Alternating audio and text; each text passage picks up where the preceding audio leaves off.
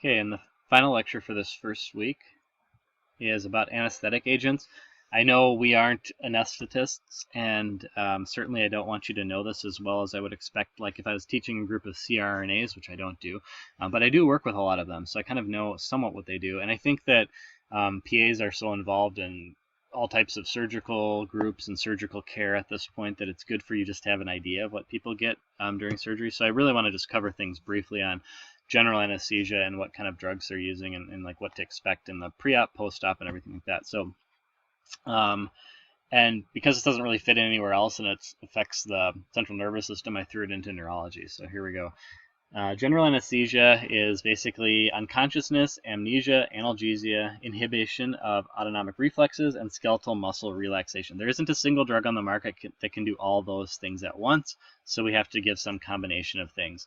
And we have to look at a number of different parameters too, specifically how fast on does the drug work, how quickly does it get off, can we reverse it in case we overdo it, is it safe to use, or is it highly toxic? Those are all good questions to ask, of course. Choices, basically, you're going to look at what you're doing. Is it diagnostic, surgical, therapeutic? Can you use some combination of local products? Do you need to do general? Those are all going to be the questions. So some examples I get. If you have a minimally invasive procedure, I think of like, see what my wife get. I'm blanking. Oh, like LASIK eye surgery. They gave her, my wife, a dose of oral diazepam, which is benzodiazepine, beforehand, which just kind of relaxes you so you aren't quite as nervous about somebody shooting lasers into your eyes. You could maybe give an IV induction bolus for a short procedure if you're going to do something that only lasts a few seconds or a few minutes, like, for example, a direct current cardioversion in the emergency department. You can give somebody a short-acting sedative that puts them out. They won't remember it, but they're still probably going to feel the pain associated with it, and they could still be technically a little bit arousable. Or you could give a continuous drip or inhaled agent to keep somebody completely sedated throughout an entire procedure. Inhaled anesthetics are complicated, and to be honest, I'm a long ways away from any type of an expert on these. So let's just talk about them really quickly. There's a lot of different a lot of different criteria that might go into whether or not you use an inhaled anesthetic. So again, that's an anesthesia type practice and scope of practice. So I won't really get into that, but there's different ones available. There's lots of different. The pharmacokinetic parameters are listed here that we want to consider. Basically, it has to do with alveolar concentration, and there's a number of calculations that give you something called MAC, which, and I don't really care, that's all I'm really going to talk about because it gets more complicated than I think any of us need to know. And again, unless you want to change careers at some point and become an anesthesiologist, you don't need to know this kind of stuff. So inhaled anesthetics, I don't really know why I have this slide on here other than just to show you that they're all kind of the same as far as structural goes. They just get more and more complicated, but the functional groups are similar. There's some historically inhaled volatiles have been used for a really long time. They're probably the oldest anesthetic agents we actually have, but most of the really old ones are pretty toxic. So ether, chloroform are kind of ones that people might think of as like really old back in the day, or like the person that takes a gauze pad full of chloroform and like knocks somebody out by holding it over their mouth. Halothane, methylfluorine, and N-fluorine were kind of the first fluorinated inhaled agents that all have varying toxicities. None of them are really used. There's basically 3 gases that are used right now called sevoflurane, desflurane, and isoflurane. And from what I know, doesn't mean these are better than the others. In fact, isoflurane is actually quite old. This is how long they last. So isoflurane sticks around a lot longer than sevoflurane, which is kind of shorter acting, but maybe a little bit longer acting than desflurane, which is very short acting. So it really depends on what you want. Desflurane comes off really fast. Sevo sticks around a little bit longer. Iso sticks around a really long time. So like just an example at my hospital, they love to use isoflurane during a cardiac case because 1, those cases are long, like if you're doing a heart transplant. And 2, that person's going to go straight to the ICU on sedation. So it doesn't really matter if it doesn't come off very fast.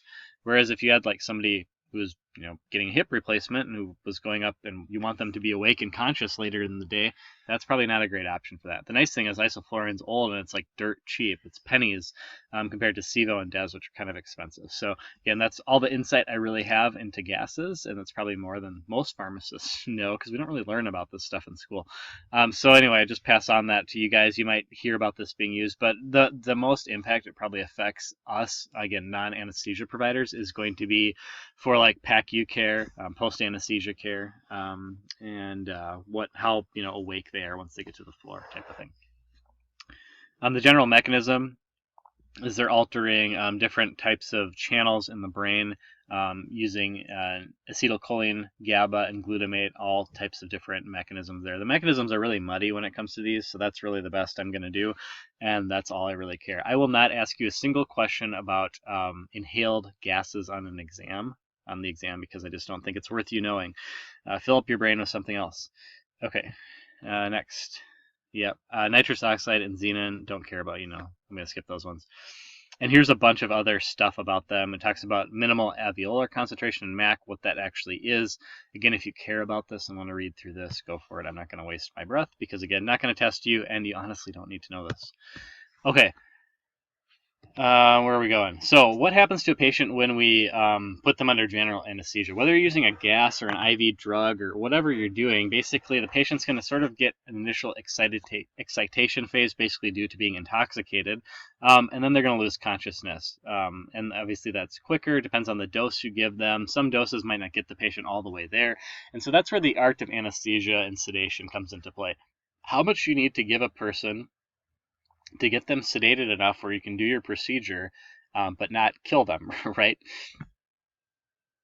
So of course, as you get higher doses, that's where you get into more trouble, and that's where we need to monitor. So the nice thing is that people go through lots of training to become anesthesia providers, and they know this stuff very well. But basically the big thing is if you give somebody too much of something, you're going to depress their ability to breathe.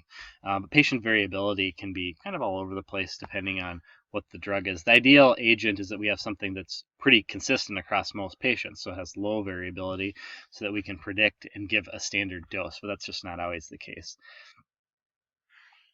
Okay.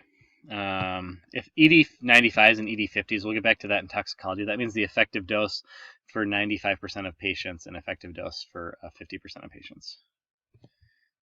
All right, let's talk about IV anesthetics, because this is stuff you'll see a lot more and be more familiar with depending on where you work. So Propofol. Propofol is, Diprivan is the brand name of this. It was made famous by Michael Jackson's unfortunate case where he had a physician coming to his home and giving him Propofol basically to put him to sleep, from what I understand, and eventually killed him. So Propofol has a number of different mechanisms. Most importantly, it's a GABA potentiator. So we'll talk more about GABA during psych a little bit, but basically, if you think about GABA receptors, GABA stands for gamma aminobutyric acid. And there's a set of GABA-related channels in the brain that cause inhibitory reflexes. So if we potentiate the brain's ability to utilize GABA, we're going to cause a profound inhibitory influence in the central nervous system, which is ultimately going to cause sedation. And it can be used for other things too. We'll talk about other drugs that kind of work in that area. That's basically what it does. It also blocks sodium channels that have excitatory pathways associated with them. It's really just a hypnotic and amnesic agent. It doesn't cause any pain relief, but this is kind of the fun question to ask, right? If you have something that produces amnesia and you don't remember pain happening, did it actually happen? Well, it's interesting. If you ever see a conscious sedation, and you certainly will in your rotation, when you do emergency medicine or urgent care or any type of time where they're doing cardioversions or shoulder dislocations or things like that, a reduction is what the word I was looking for. Those would be times when they're going to use Propofol. And the nice thing about Propofol, it gets on pretty fast, it comes off pretty fast, it's pretty predictable, although it can really vary.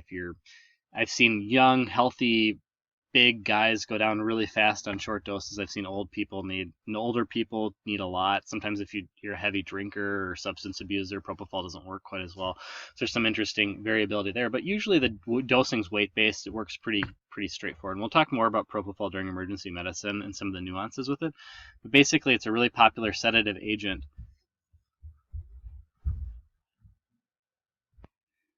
Propofol is also a fat emulsion, so it actually has caloric content, which doesn't matter unless you're getting a long-term infusion, like if you're in the ICU and they're using it for long-term sedation, it could possibly make a difference in what type of nutrition you're getting on a daily basis. Overall, Propofol is really well tolerated. It's one of the favorite anesthetic agents for this reason. In fact, it's replaced a lot of other options just because it's so easy, and it's got a pretty wide therapeutic index, meaning it's hard to get toxic on it. Its biggest side effect probably is hypotension, but even that usually requires somebody either to be borderline hypotensive to begin with or use pretty high doses. Some other options, barbiturates are not super commonly used. The only one that we use regularly is methotrexate, and that's used for electroconvulsive therapy, so to put people under during ECT. So that's when you induce a seizure for mental health indications. We also use some other barbiturates occasionally, but they're mostly used for people with really difficult to treat seizures, and they might respond to a continuous barbiturate stream infusion, which would be a really rare case, but it is possible. Benzodiazepines, there's a number of them. Midazolam's the common one that's used as a sedative. It's got a fast on offset, and it's the fastest acting of all the IV benzodiazepines. It's also the shortest acting. Etamidate's a short acting option. It's not really used continuously. It's more or less just to get somebody sedated before you can get something done long term. So for example, where I use this is if we're going to intubate somebody to put them on a mechanical ventilator, we give them a dose of etamidate to start off with. We also paralyze them so they suppresses any muscular reflexes. That's short. The intubation happens quickly. Once they're intubated, then we usually just do a propofol drip after that continuously. Ketamine's not really used as a continuous infusion. This is maybe not the most accurate, not necessarily for anesthesia. We do use ketamine for other reasons, though. Just kind of ignore this. This is probably not accurate anymore. Anyway, and then opioids. You can sedate somebody with an opioid, so fentanyl, hydromorphone. Most often, fentanyl and combined with midazolam or propofol is commonly used as a IV sedative option. We will talk about this stuff a lot more during critical care as far as sedation management goes, so I'm just really scratching the surface on this. I wanted to focus on more of the anesthetic agents and procedural type stuff. Dexmedetomidine is rarely used procedurally. It's most often used as a long-term sedative, so somebody in an ICU or something like that. And again, we'll come back to this and talk about this drug again. Peripheral or local anesthesia is really important for a number of cases, and you can combine it with more broad anesthesia too. So for example, like you could do a local block on somebody, and then you could also combine that with like an oral benzodiazepine to provide some relaxation. But basically all these drugs end in caine, and they block conduction of nerve impulses, so they inhibit depolarization. And you'll hear terms like nerve block used, and that's exactly what we're doing. So especially for like ortho surgeries, they usually do nerve blocks. And there's a number of different products on the market. The most common ones are going to be lidocaine, bupivacaine, and ropivacaine. They have varying degrees of use, and honestly, I'm not an expert on this, so I don't really know where some are preferred or not. But like I do know that ropivacaine, for example, they can give that as a more continuous type infusion to block the nerve ending, to block the nerves of a joint for a long period of time, versus lidocaine and bupivacaine might be a little shorter acting. I broke them into this category. It might come in handy, it might not, I don't know. But every once in a while I get a question about somebody who has a lidocaine allergy. Lidocaine is by far the most common exposure somebody's going to get to one of these medications. And if they get lidocaine allergy, just know that there are some local anesthetics that are of a different family. So there's the esters and the amides. And the esters, specifically chloroprocaine, which is brand name Nesicaine, could be used in a case where somebody has a lidocaine allergy.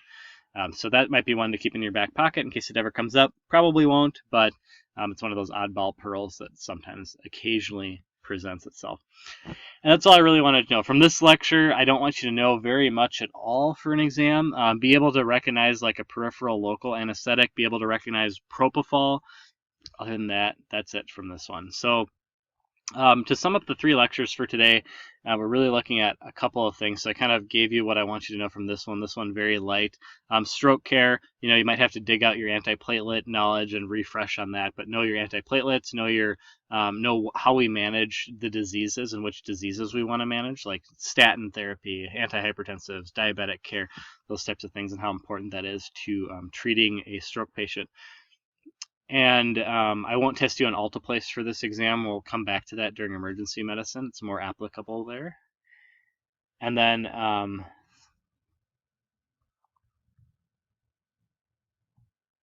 for migraine care, knowing the basic triptans. I won't ask you about differences with the triptans. I'll pretty much focus on sumatriptan.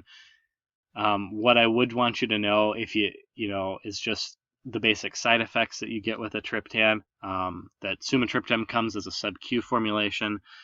That the other options that you have available to you, so NSAIDs, antiemetics, and some of the more advanced things, just kind of having a brief knowledge that you can use valproic acid, you can use high-dose steroids for migraine treatment. But that's the basics. As far as as far as triptans go, again, knowing that sumatriptan is the most common, that sub-Q is the fastest. Having a little bit of a knowledge of some of the other ones will probably come in handy in your practice, but I'm not going to get into all the nuances with them for an exam question. I think it's too much probably stuff that's not super relevant, since they all technically work the same. They're all equal efficacy.